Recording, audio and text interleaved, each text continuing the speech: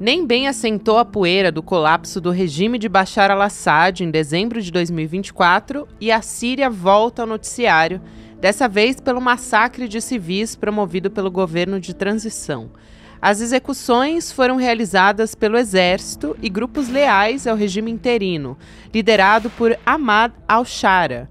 O massacre aconteceu na região onde se concentram os alauítas, grupo que representa quase 10% da população síria, mas que esteve no poder nos últimos 50 anos, uma vez que a família Assad pertence a essa minoria. O governo alega que está realizando uma operação militar contra forças consideradas insurgentes, mas autoridades internacionais e locais da Síria alertam para graves violações de direitos humanos. A escalada da violência na Síria, um país fundamental no equilíbrio de forças do Oriente Médio, fez a Rússia e os Estados Unidos convocarem uma reunião de emergência no Conselho de Segurança da ONU. Quarta-feira, 12 de março de 2025.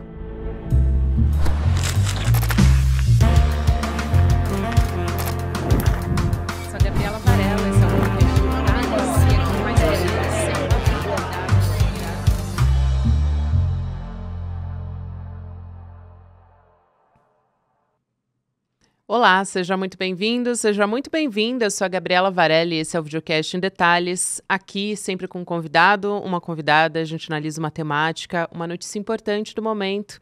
Hoje a gente vai conversar com um jornalista especializado em cobertura de guerra, o Ian Bochá, que esteve na Síria recentemente, que é justamente o nosso tema aqui do programa. Bochá, prazer te receber aqui. Obrigada por aceitar nosso convite. Prazer é meu, sempre um prazer. E que bom pessoalmente, né? Melhor, né? Muito melhor. Antes de começar a nossa conversa, quero te convidar para participar com a gente da entrevista com a filha do Muhammad Ali, o maior lutador de todos os tempos e também ativista pelos direitos das pessoas negras nos Estados Unidos. A gente vai acompanhar essa conversa no domingo, que é o dia 16 de março, 8 horas da noite, com o Eduardo Moreira, ele que conta, ele traz, né, nessa conversa junto com a Mariam Ali, os bastidores da vida do Muhammad, também histórias da vida dele como lutador, como ativista principalmente. Então você acompanha aqui com a gente, é muito mais do que uma conversa, é uma verdadeira aula contextualizando todo esse momento da vida do Muhammad nos Estados Unidos. Então, e no que tudo isso acarretou para a carreira dele. Então, se inscreve, garante sua vaga de forma gratuita em detalhesicl.com.br. Você leva 2 segundos para colocar seu e-mail acessando agora, enquanto você está ouvindo o nosso programa. Agora sim, a gente vai começar o nosso episódio. Vamos tentar entender, para a gente contar para as pessoas o que está acontecendo na Síria agora. Eu acho que vale a pena a gente trazer os diferentes grupos étnicos, religiosos que coexistem ali. Então, existe uma etnia, né, de maioria sunita e tem uns outros 30% que são muitos. Então, acho que vale a pena você explicar para a gente poder entrar nos últimos acontecimentos e como a gente chegou nesse momento tão sangrento, né, na Síria. Claro.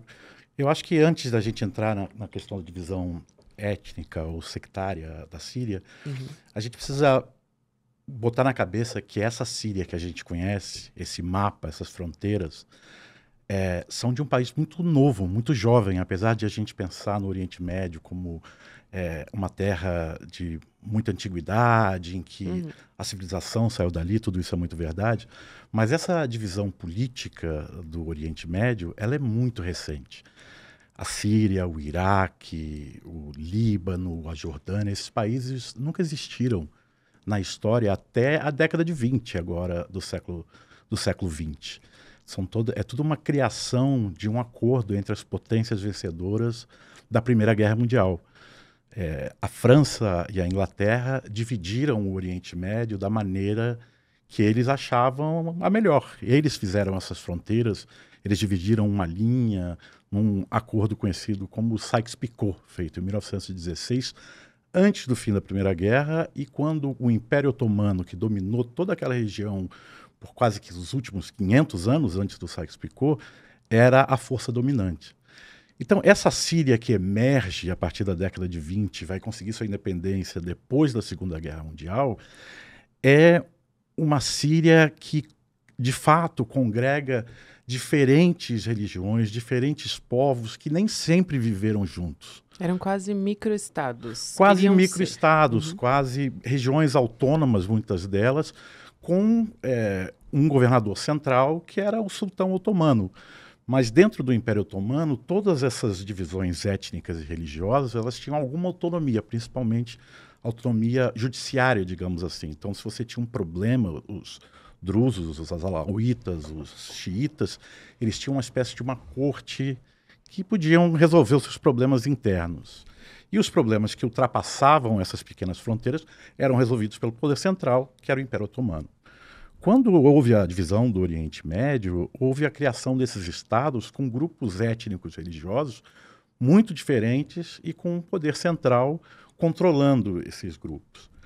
Por óbvio, muitas vezes as divisões sectárias tiveram um papel fundamental aí. Se a gente pensar no Iraque, por exemplo, o grande líder iraquiano das últimas décadas foi Saddam Hussein, que era um sunita dentro de um estado de maioria xiita, como é o Iraque.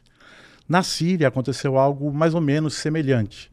Depois da independência do país, após o fim da Segunda Guerra Mundial, você teve uma sucessão de golpes até que, na década de 70, no final da década de 60, 70, um cara chamado Hafez al-Assad, pai do Bashar al-Assad, assume o poder. E ele é de um secto chamado Alauíta. Os Alauítas são próximos do xiismo, mas não são xiitas exatamente. É um grupo religioso, como vários outros, que buscou uma independência ou manter algumas das suas tradições anteriores à islamização, que aconteceu ali 600, 700 depois de Cristo. Os alauítas são minoria na Síria, como você mesmo falou. E para poder manter o governo, os alauítas buscaram fazer algumas alianças, principalmente com os cristãos, às vezes com os drusos, que são outras minorias, mas sempre sofreram uma oposição muito forte da maioria sunita. Então, ao longo desses últimos 50 anos, houve sempre uma tensão na Síria entre uma minoria que tem o poder contra uma maioria que está longe do poder, no caso, os sunitas. Em 1982, por exemplo, houve uma tentativa de assassinato do Hafez al-Assad pelos sunitas na cidade de Hama, e houve um massacre. Eles foram lá e massacraram todo mundo. E ao longo desses últimos anos todos, inclusive dos quase 25 anos em que Bashar al-Assad esteve no poder, os principais cargos públicos, os principais cargos militares sempre tiveram na mão dos alauítas, porque sempre houve uma desconfiança muito grande entre os sunitas e os alauítas. Se a gente olha a guerra civil síria, no final das contas, ela é um levante sunita contra esse domínio da minoria. E agora, o fim do governo Bashar al-Assad é uma vitória, de certa forma, dessa maioria sunita contra uma minoria que dominou o país com mão de ferro e muita violência. O que a gente está vendo agora, nesse momento, é a resistência desse grupo minoritário contra o grupo majoritário que assume o poder, que são os sunitas. Mas ainda um grupo muito fragmentado e ainda muito longe de conseguir uma união nacional. Então a gente está vendo uma guerra sectária muito parecida com o que a gente viu quando os Estados Unidos colocaram um xiita no poder depois de invadir o país em 2003. Achei muito boa a sua introdução e muito didática. Complexo, é muito complexa. Ian. E eu acho que você esteve ali, né, em períodos, de tempos em tempos, ao longo desses anos, de quase 15 anos de guerra civil. Então, eu queria saber o que você acompanhou nessas mudanças, né? Esteve lá também na queda do Bashar al-Assad, que foi muito rápida, né? Aconteceu com muita facilidade. Então, queria ouvir o seu relato e também o que você acompanhou em relação às pessoas que você conversava. E era muito interessante, eu li reportagens suas mostrando que tinham pessoas comemorando a queda enquanto outros grupos estavam fugindo para sobreviver. Então, queria que você relatasse, por favor. A Síria... essa Síria que a gente conhece, ela é uma colcha de retalhos religiosa, cultural, étnica. Cada região do país você tem a concentração de alguns desses grupos. Então, no oeste, onde há a costa, que era a antiga província do Líbano, na época do Império Otomano, você tem uma concentração maior de cristãos e alauítas. No centro do país, você tem uma concentração muito grande de sunitas. Ao sul, você tem os drusos, que é uma outra religião que acredita, por exemplo, em reencarnação, mas tem alguns elementos islâmicos, uma coisa meio diferente para a gente, né? Eles estão em Israel também. E ao oeste do país você tem os curdos. Essa colcha de retalhos sempre teve unida por esse poder central, sempre um poder central forte, violento, mas nunca representativo do todo. Esse é o grande desafio dessa Síria, né? Ao longo desses últimos anos, principalmente durante a Guerra Civil, eu tive a oportunidade de estar em quase todas as regiões, com exceção das regiões dominadas pelos rebeldes sunitas mais radicais, digamos assim, mais do sunismo político religioso, que é esse que chegou ao poder agora, inclusive, né? Porque no início da Guerra Civil de 2011 se tinha uma discussão de que era um governo, que era um movimento democrático, pedindo democracia, mas ao final se viu que no final era uma questão muito mais étnica. Então, em diferentes momentos que eu estive na Síria, diferentes situações se deram. Eu tive lá quando o governo estava muito fraco, depois eu tive lá quando os russos chegaram, fizeram uma intervenção e o governo ficou muito forte. Estive com os curdos quando os curdos estavam combatendo o Estado Islâmico, estive com os curdos depois do fim do combate ao Estado Islâmico, estive com os curdos no momento em que eles também estavam em combate contra esses mesmos sunitas mais radicais que chegaram ao poder agora, e tive a oportunidade de estar na Síria nesse momento histórico de transição. É um momento muito histórico, muito importante para o Oriente Médio. É a primeira vez, desde o Sykes-Picot, que a gente vê o risco de que haja uma balcanização da Síria, ou seja, que esse Estado criado pelos franceses e pelos ingleses imploda e se transforme em pequenos estados. Não dá para dizer que isso vai acontecer, mas é o momento mais próximo, talvez, de que o arranjo feito pelo Sykes-Picot esteja próximo do fim. E se isso acontecer de fato, é provável que a gente veja ondas de choque semelhantes acontecendo em outras partes do Oriente Médio, no Líbano, no Iraque. Pode ser que todo o arranjo dessas divisões políticas, dessas fronteiras, desapareça, a gente não sabe ainda. Mas nesse momento a Síria é o local que está mais próximo disso acontecer. Isso que você puxa é muito interessante, porque eu ia justamente perguntar como é que ficam os interesses das outras forças políticas que existem ali no Oriente Médio, né? Nesse cenário e com esse agravamento na Síria, né? Dessas mortes. É difícil dizer, porque a gente está vendo ao mesmo tempo dissensos muito grandes, principalmente entre os sunitas e os alauítas, que são os grandes inimigos dos últimos 50 anos. E a gente está vendo também consensos raros na Síria, que são os curdos se aliando aos sunitas, ou pelo menos pretendendo se aliar, ou pelo menos discutindo a ideia de fazer uma integração e abdicar de ter um Estado próprio. Isso é algo relativamente novo também.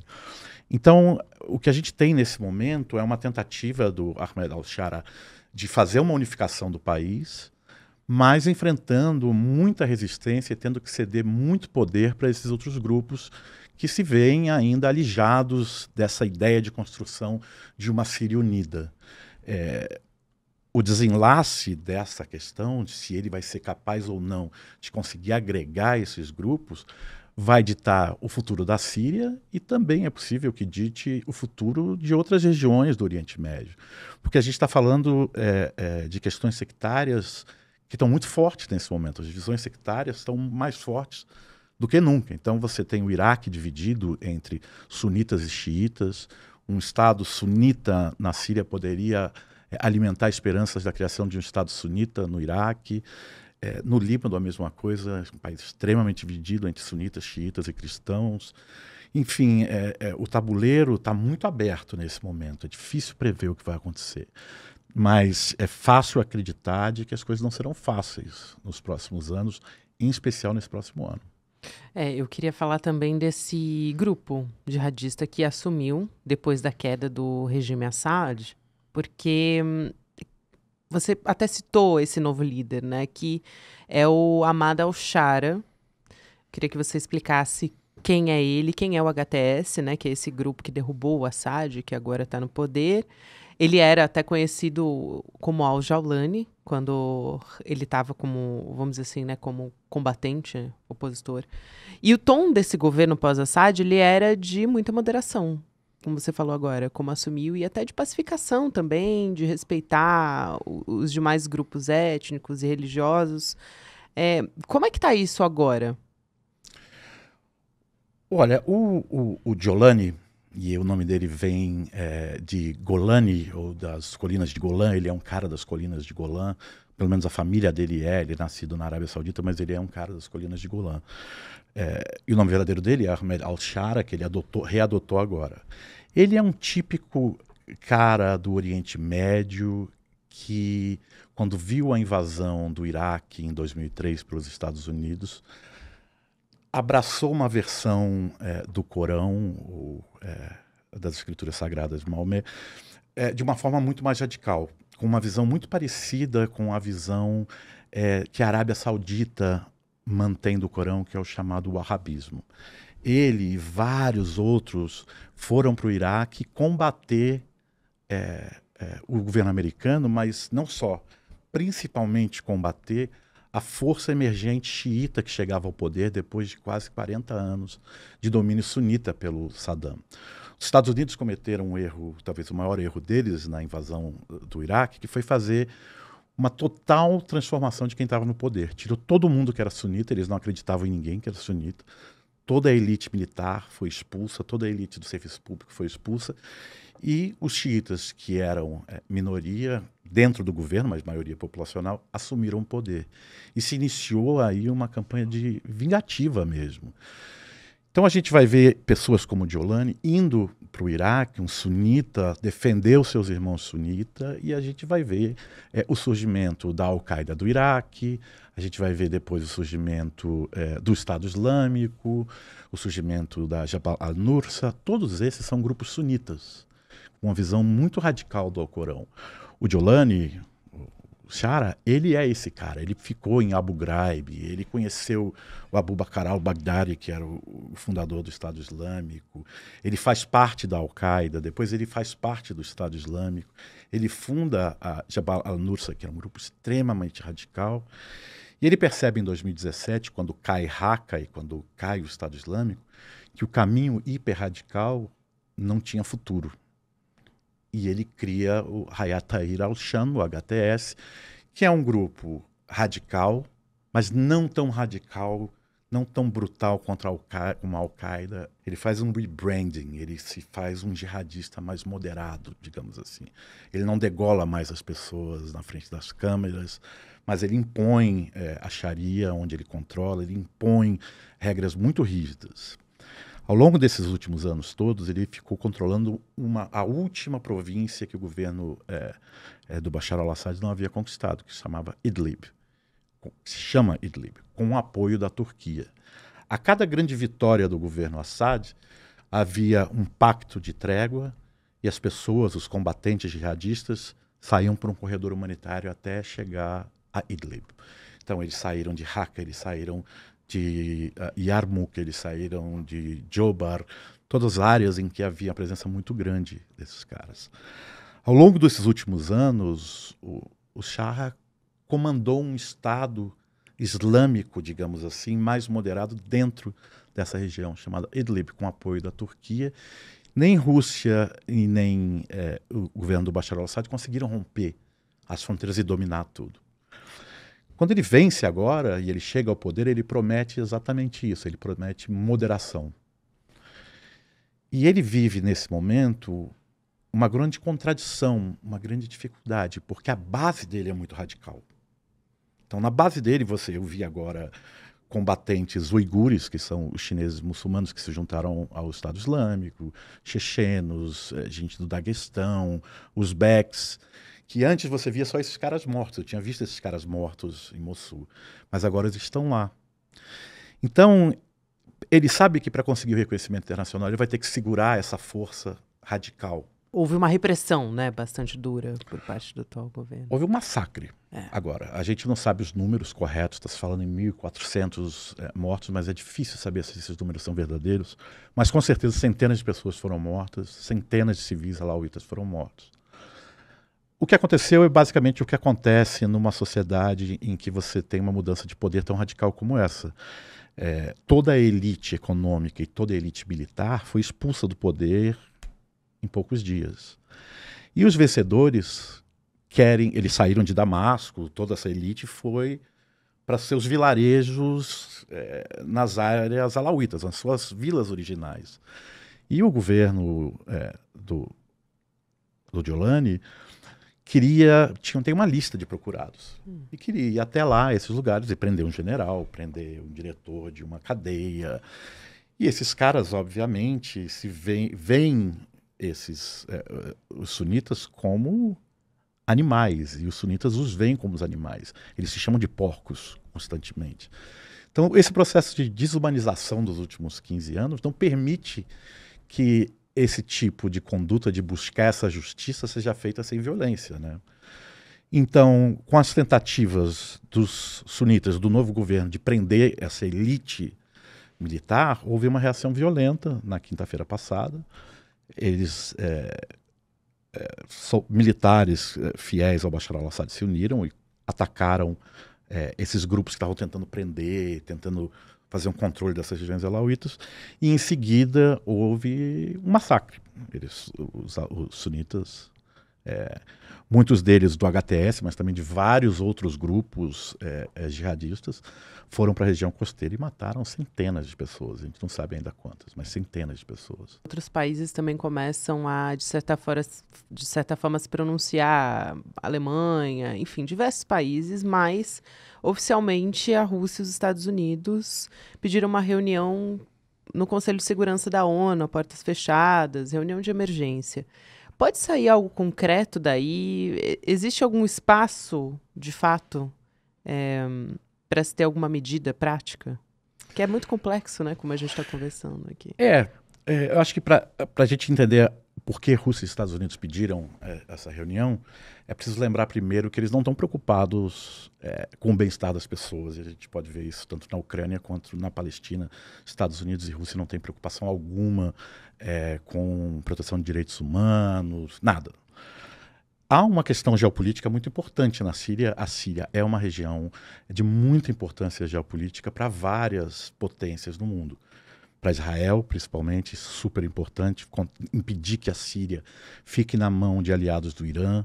A Turquia tem um interesse muito grande em expandir sua influência nas regiões sunitas da Turquia e voltar a territórios que tinha no Império Otomano. O Erdogan é um cara claramente, como Putin e como o Trump, de certa forma, com uma visão imperialista do mundo. A Rússia tem interesses muito grandes na Síria. É importante lembrar que a maior base naval militar da Rússia, fora da Rússia, fica na Síria, na cidade de Tartus, uma região alauíta. E importante lembrar que Turquia e Rússia são inimigos históricos pelo domínio do Mar Negro. É muito ruim para a Rússia ver uma Turquia fortalecida.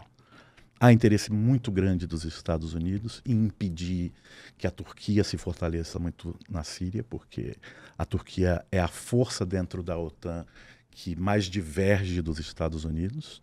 E, por último, a gente tem o Irã, que ainda vai buscar desestabilizar o país para poder não deixar que aquela seja uma região controlada pela Turquia ou por Israel, que são seus inimigos.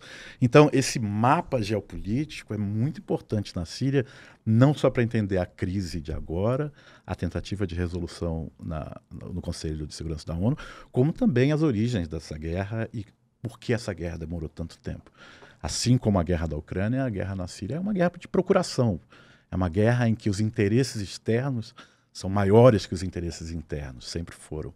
E os interesses externos alimentaram essas guerras, alimentaram a guerra da Síria até o final, e claramente foi uma decisão russa abandonar o Assad e permitir que que os jihadistas tomassem o poder, assim como o Ocidente e a China alimentam a guerra na Ucrânia. Então, é um cenário bastante complexo mesmo. O que pode sair de concreto? A gente pode ver uma desintegração da Síria. É uma possibilidade. A gente vê uma intervenção na costa. Israel quer muito intervir no sul, quer muito invadir as áreas drúzidas. Já invadiram as regiões, a região de buffer zone, a região de proteção, que era de proteção da ONU dentro das colinas de Golã. Eu estive lá, vi tanques Merkava israelenses lá.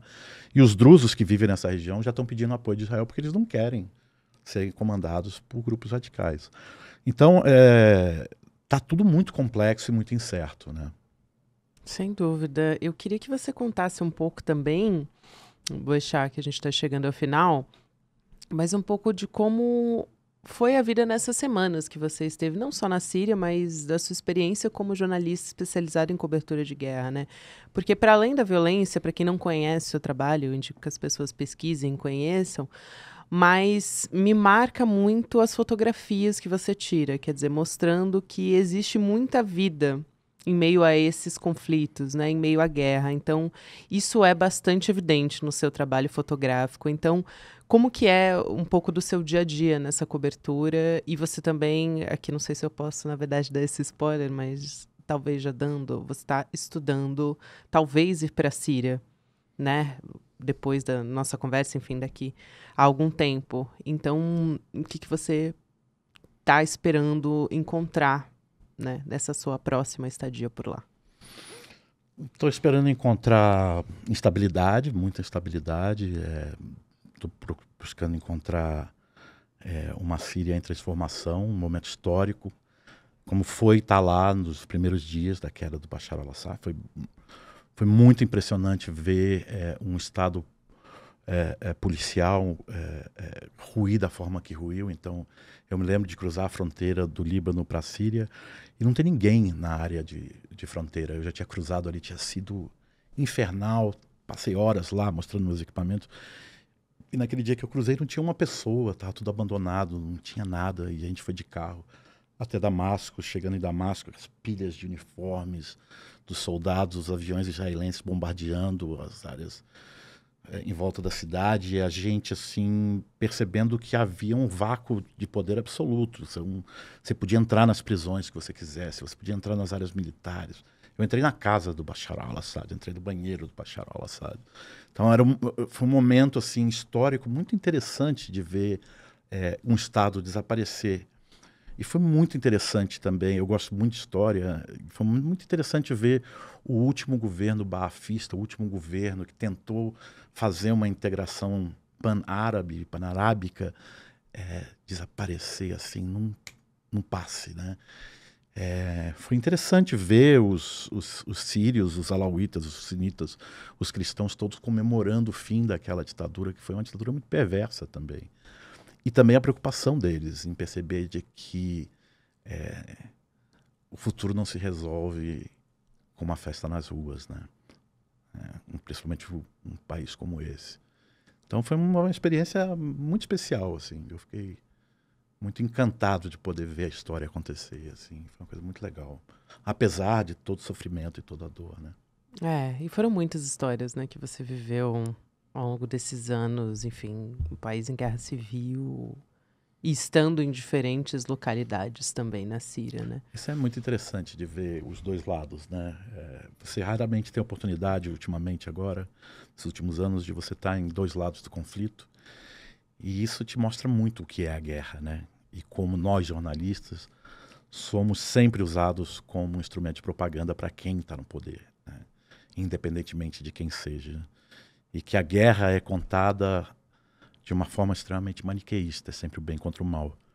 Então é muito interessante você estar numa região curda lutando contra uma região sunita e tá nos curdos, os curdos estão te dizendo que ali está cheio de animais do outro lado, que são pessoas desumanizadas. E aí você vai para o outro lado e é a mesma história contra os curdos. Inclusive, os relatos de violência são muito semelhantes, né? Ian, obrigada demais pelo seu trabalho, um prazer enorme te conhecer, acompanho seu trabalho há tantos anos. E bom, Bom trabalho para você também daqui para frente. A gente vai continuar te acompanhando. Obrigado, foi um prazer. Até a próxima. Um verdadeiro campeão não é feito nas academias. Um verdadeiro campeão é feito de algo que tem dentro de si. Um desejo, um sonho, uma visão. Essa frase é do maior atleta de todos os tempos, Muhammad Ali. Ele perdeu dinheiro, perdeu seu título porque se recusou a ir à guerra do Vietnã. Para ele, existiam coisas pelas quais valia mais a pena lutar do que o boxe. A história de Muhammad Ali nunca foi contada com tantos detalhes como nesse evento que o ICL preparou para você. No dia 16 de março, um domingo às 8 horas da noite, Marion Ali, a filha mais velha de Muhammad Ali, vai contar toda a história dessa lenda do boxe, dessa lenda do esporte, dessa lenda do nosso tempo, Muhammad Ali. Um evento inédito e exclusivo do ICL. Chame seus amigos e amigas para participar desse evento histórico. E dia 16 a gente se vê.